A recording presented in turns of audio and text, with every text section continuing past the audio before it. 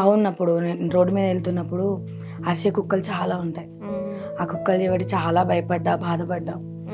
So నాకు పెళ్ళి కాదు, నేను ఇంతే, నా లైఫ్ ఇంతే, ఒంటరిగానే ఉండిపోవాలి, నన్ను ఎవరు పెళ్ళి చేసుకుంటారులే అనుకున్న నన్ను ఎంగేజ్మెంట్ కూడా లేకుండా, అంటే నాకంటూ పెళ్లి చూపులే లేకుండా నా ఇంటికి వచ్చి మా నాన్నతో గొడవ పడి మరి నన్ను తీసుకొని వెళ్ళిపోయి మా అత్తగారింటి కూడా పెళ్లి చేసుకున్నాడు ఆయన.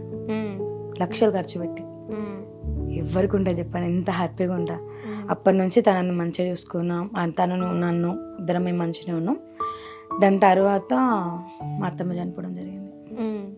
అత్తమ్మ చనిపోయిన కొంచెం డిప్రెషన్లోకి వెళ్ళి కొంచెం ఆల్కహాల్ తాగడం, బాగా తాగడం, దానివల్ల బాడీ పార్ట్లు ఖరాబ్ అవ్వడం.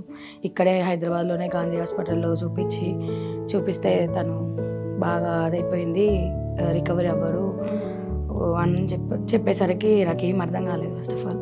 ఎందుకంటే నా చిన్న ఏజ్ 29, నాకు 19 పడ్డా, మ్యారేజ్ అయింది 20, అంటే 3 years, అంటే నాకు 23 years, 24 years. ఆ ఏజ్లో నాకు ఏం చేయాలో అర్థం కావట్లేదు. ఒక్కదాన్ని హైదరాబాద్ అని పట్టుకొని వచ్చినాను నేను, నాకేం అర్థం కావట్లేదు అసలు. తనని ఎత్తుకొని డాబా ఫ్లోర్లోకి ఎక్కిన రోజులు కూడా ఉన్నాయి.